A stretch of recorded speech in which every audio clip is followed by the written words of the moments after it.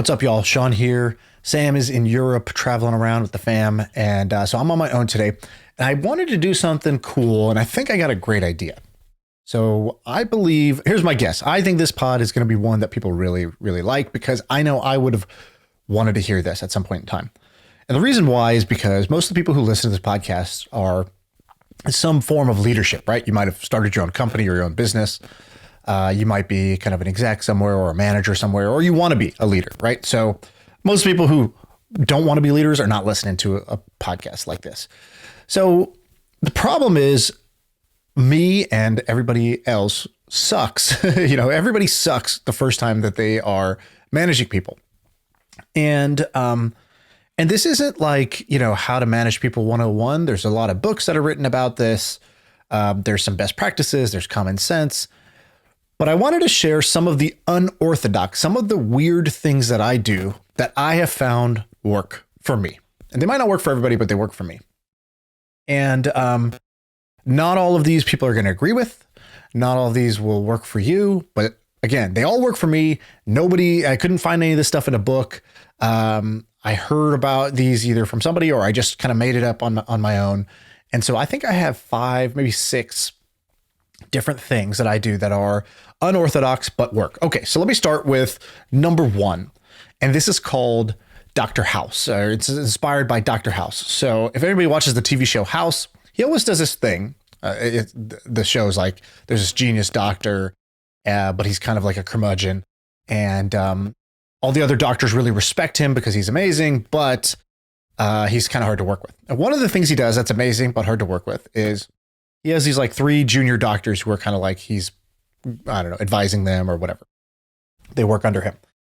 And when a patient comes in and they run a test to try to figure out what's wrong with the person, he doesn't just look at it and say, here's what's wrong with the person, right? First of all, it's usually not that straightforward. Second of all, even if he kind of has an idea, he doesn't spoon feed it to his team.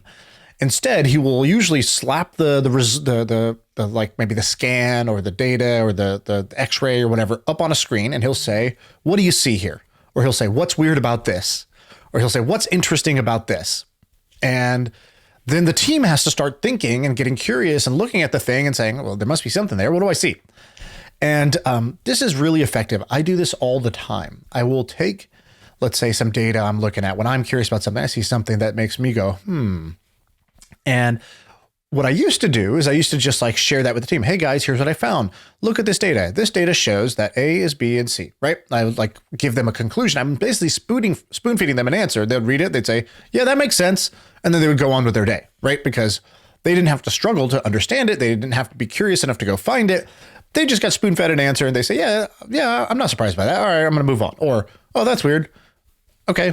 Sounds like you got to the answer. I'm going to, again, move on. So I do it the other way, which does 3 things. 1, it trains the team to be curious and clever, right? Because you're not looking for some luck. I'm not telling you to go do 10 more analyses. I'm saying there's something in this. What is it? It's a little bit of a riddle. The second is it's not a gotcha, right? Like I'm genuinely asking because they will see things that you don't see. So even if you saw one of the interesting things, they might find 2 others that you didn't really appreciate. And the last is it trains everybody on how to, because, maybe one person out of the group will see the interesting thing, but the other 4 will say, why didn't I see that? And that trial and error, that like guess and check is how people get better at stuff. So you'll train a team of curious, clever people who get good at finding insights in data. And so that's the Dr. House technique. I recommend you try it rather than spoon feeding your team answers. Okay. The second one I learned from my wife. My wife was a consultant. And she used to go to these companies and it was always like, I'm getting alignment, right? She would go, it would be a board meeting of like, Yahoo's board meeting. It's like you have 10 executives at Yahoo and they cannot, they all think they're on the same page. And then only when you ask them certain questions, do you realize that like everybody has like a different, game plan, vision of what we're trying to do here, et cetera, et cetera. So she got good at sussing that out, but people are a little bit, not defensive, but they're a little bit limited when you just ask them very literal, logical questions that tap into only the analytical part of their brain. Like if you say, what are our 3 key objectives for the year? They sort of feels like they're taking a math test. And so she does this thing that was called the holiday party. The holiday party tactic is she had me go to a whiteboard, and she goes, all right, let's fast forward. It's Christmas Eve of this year, and we're at the company holiday party. I want you to start drawing what's at the company holiday party. I'm like, what do you mean? She's like, just draw things that would make it an awesome company holiday party. So I'm like, okay. So all of a sudden I'm having kind of fun. It's something creative. I'm drawing. I'm just thinking of cool shit that could be at a party, right? So my guard is down. And so, I'll draw like whatever. There's a DJ, and we kind of laugh because the DJ booth is like, my drawing is bad. And then I'll draw the next thing. And then she'll say, okay, what's on the script? What are you celebrating? And that question, what are we celebrating, is like, that's kind of like, what are we trying to do this year, right? What's the milestone that we hit? And instead of saying, what are we trying to do? It's assuming it's already done, that we're already celebrating. We're popping bottles because we hit 1 million users, or 10 million downloads, or 100 million in revenue, whatever it is. And so we'd say our big North Star goal, because it's like that screen can only have one big thing on it that we're all cheersing our glass to. So what is that North Star metric?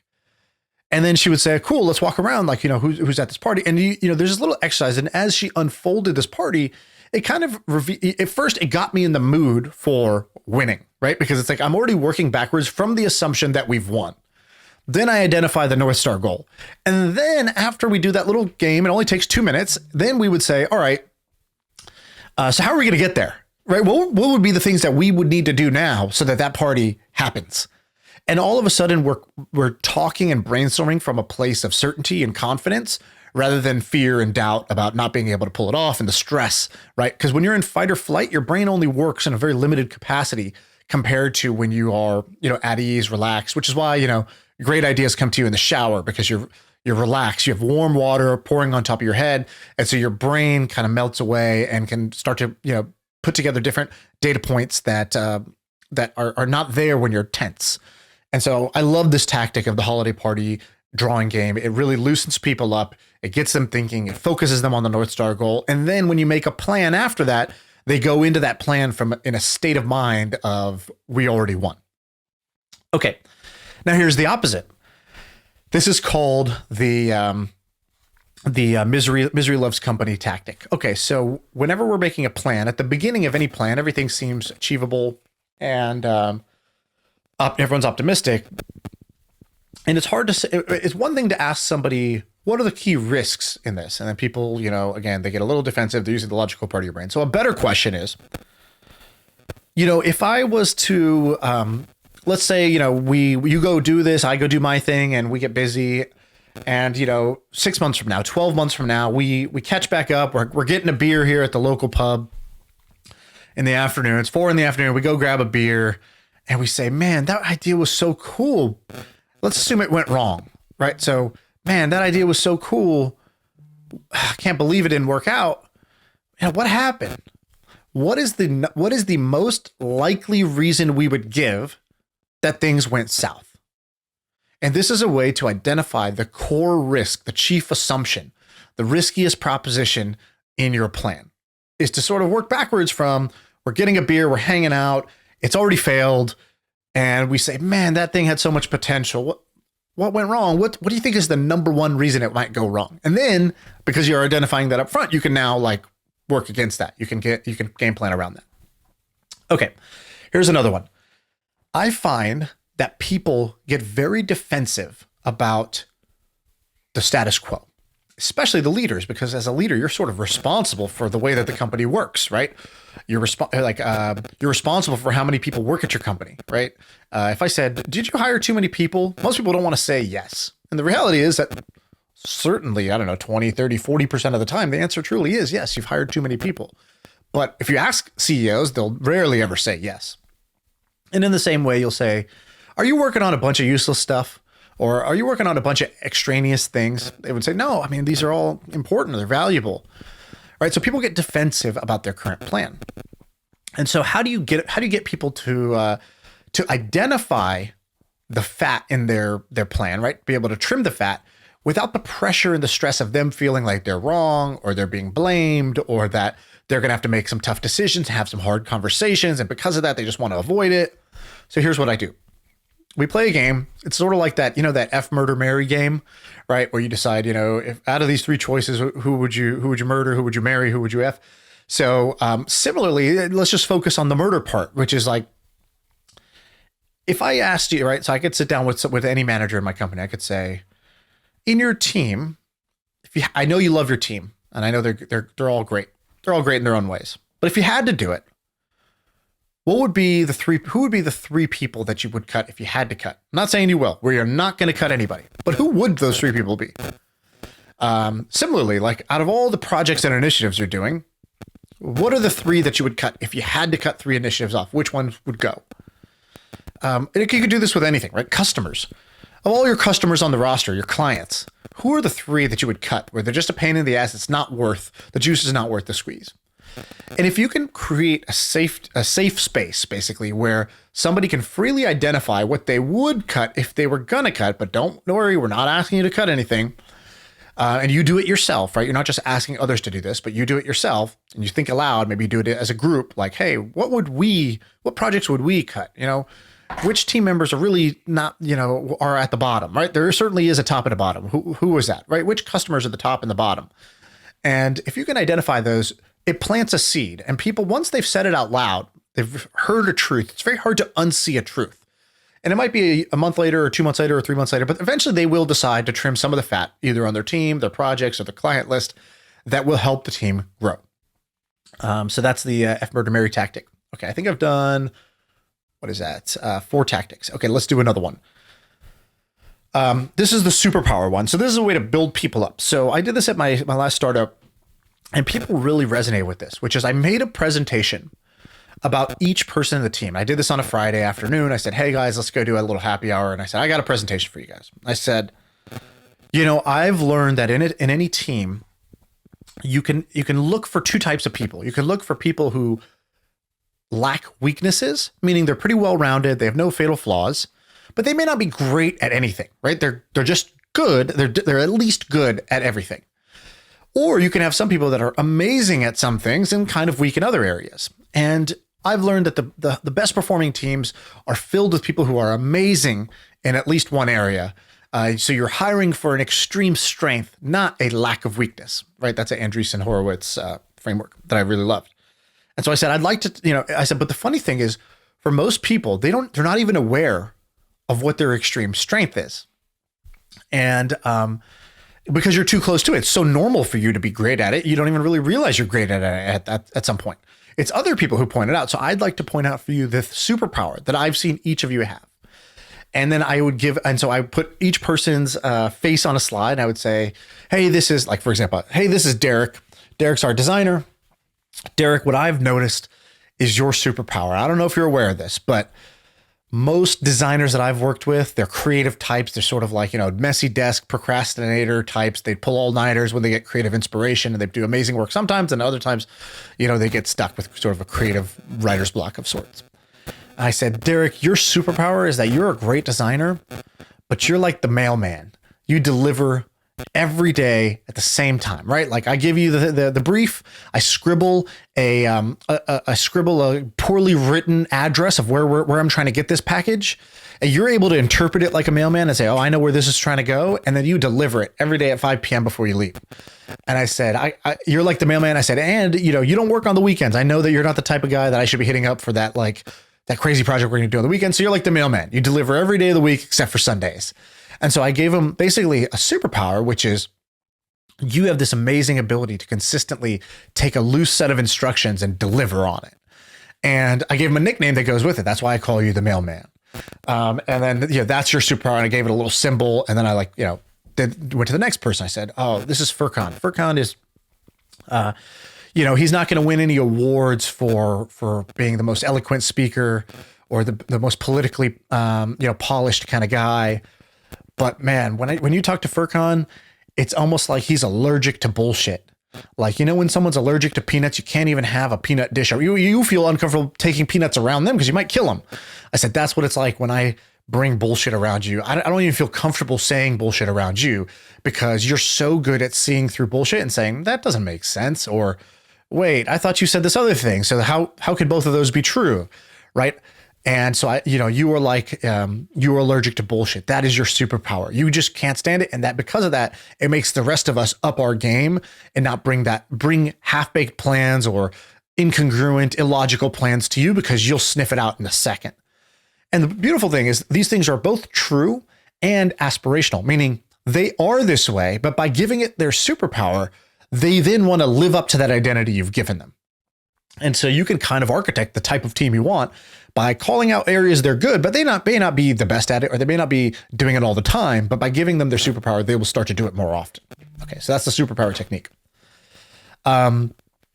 Okay, I'm going to give you 3 quick ones. The Tesla master plan. If you've never read it, Elon Musk wrote a master plan for Tesla, back when it started. So he wrote the master plan V1 like 10 years ago, and then he wrote V2. And basically he said, master plan V1 basically was like, and you should go read it. I've handwritten his many times and then wrote my own plan for my own business after writing his. And so his plan basically says Tesla's job is to accelerate, the society's move off of fossil fuels onto sustainable energy. To do that, we need to create a car that's high performance and high efficiency. And so we're going to start with the Roadster, the expensive car. Then we're going to make the next car. Then we're going to make the mass market Model 3 car, blah, blah, blah. And he's like, so in summary, here's the master plan. Build an expensive car to build the brand, build a less expensive car to get more people on it, then use the economies of scale and the learnings from production to build a mass market car that will get to everybody, right? That's the master plan. And then he wrote a master plan V2, but it is very powerful if you can write the master plan for your company, right? It's basically, and it doesn't have to be right? But it's you putting it out there. What are we here to do? How do we plan to do it? And here's the takeaway. And if you look at his writing style, it's a very empowering style. And so I like to take his master plan and then write my own. All right. The next one comes from the CEO coach called Matt Macari or something like that. So he has this technique called the Calendar Audit, which is very simple.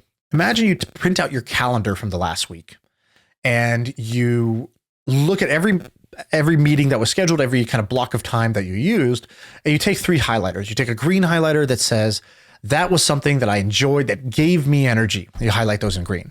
Then you take a red highlighter. You say, these ones that I highlighted in red are the ones that I felt like my soul was being sucked out of my body, right? Like these are the soul crushing, energy draining things that I dread, things of my day that I don't look forward to. You put those in red. And then you have the yellow that are like neutral.